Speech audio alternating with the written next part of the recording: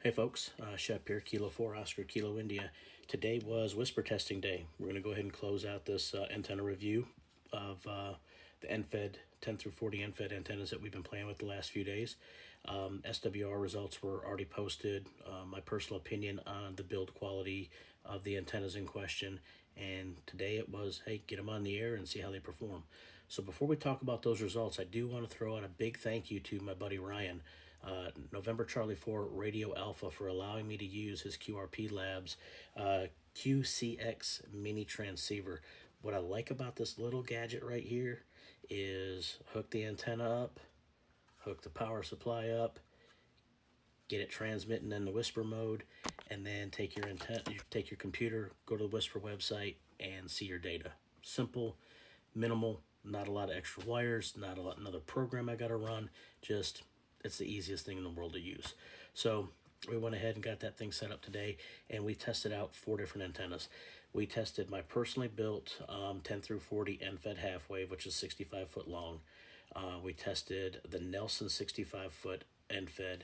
We tested the KO4FSZ, Chris's 65 foot NFED, and then we also compared the 65 foot spark plug 100 watt version NFED half wave as well. And the data's in. So instead of talking about this any further, let's just go to the data. Let's look at the maps. You're going to be quite surprised. All right, so this is my personal homebrew 10 through 40 NFED.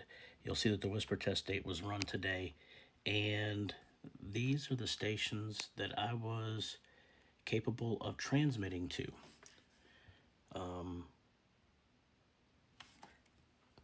Next is the Nelson.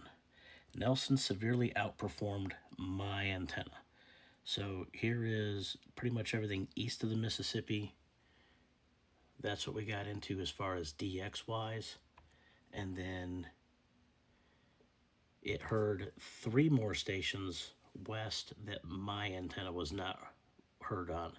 We both got that Edmonton station there, but the Nelson definitely outperformed my personal homebrew antenna. Now, here's the spark plug. Spark plug antenna did not do nearly as well as the previous 2 antennas that were compared. And then, in my opinion, today's winner. The KO4 Foxtrot Sierra Zulu. That antenna did really well today. In fact, I don't even have all of the European contacts that were made from his 65 foot antenna. Got 2 stations down in the Canary Islands where the Nelson only had 1. So, data's in, the maps are in. You can look at them all you want. Proof is in the pudding, it doesn't lie. Chris's antenna definitely blew my antenna out of the water. I think it outperformed the Nelson. There are a couple of major differences, though, that we need to talk about. I am not going to say don't buy the Nelson antenna. Buy the Nelson antenna all day long. It's a great antenna. The main reasons what I like about the Nelson that I would put over Chris's antenna is the Nelson antenna has a solid core radiating element. It's solid copper. In my opinion, I think that's going to last longer, be a better setup for permanent use, say at your home. Where Chris runs a copper clad wire, 20 gauge wire, that is a lot easier and much more friendly to go ahead and wrap up, coil up, and reuse, redeploy, take down, put back up. I think that the longevity with Chris's for field and portable use would probably be a little bit easier to work with than a Nelson, just because of that radiating element. The other difference that Chris's antenna has over mine is I'm working with 26 gauge stealth wire, where Chris was working with the 20. So the only difference in those 3 antennas are going to be the type of wire used. So it's the Nelson I buy all day long off eBay and use with no issues at all. Chris's antenna buy all day long, use, especially for field use, portable use, parks on the air, summits on the air, if you can get 65 foot of wire up in the air, and if it meets your needs. Now, we saw what the spark plug antenna did, and a lot of people just looking off of the eye test are going to be really turned off by that. Don't be. There's a reason why I would put the spark plug in my rack, in my bag, to take out to work in parks on the air before I would take Chris's, before I would take my own, or before I take the Nelson's. The spark plug has a small footprint, and you saw how many Wspr stations the spark plug made contact with. It even made 1DX contact. There's absolutely nothing wrong with that antenna. The nice thing about that antenna, compact, small, ultra portable. I can get that thing into a carry-on. I can fly with it. Absolutely nothing wrong. I'm not saying anything negative about that antenna at all. Was it outperformed today on the Wspr test? Yes, it was. But you've got to look at the difference. You're talking about a matching box that would be, say, 3 inches by 2.5 inches between the Nelson and Chris's antenna, the KO4FSZ antenna, and my homebrew.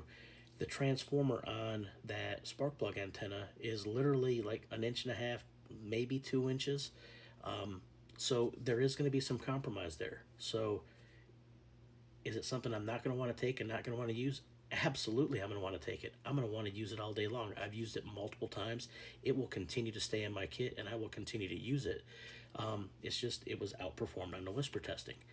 So again, I'm going to back up. I'm going to say some things that I've already said just so everybody hears them a second time from me. I'm not saying not to go out there and buy any of these or not to go out there and use any of these. They all get 2 thumbs up approval from me. However, KO4FSZ antenna definitely outperformed the other antennas today. The other thing is, if I'm going to use something at my home for long-term permanent installation or permanent until it breaks, I'm going to go with the Nelson.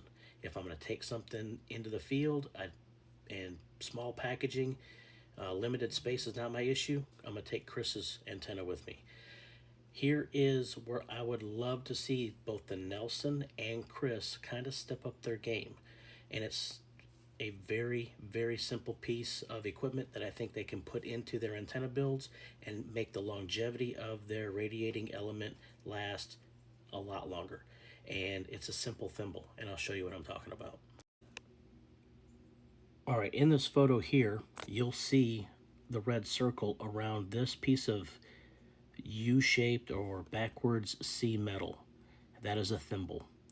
And if they were to incorporate a thimble on their wire, that would allow them some extra strain relief for the radiating element that's at that matching box, if you will.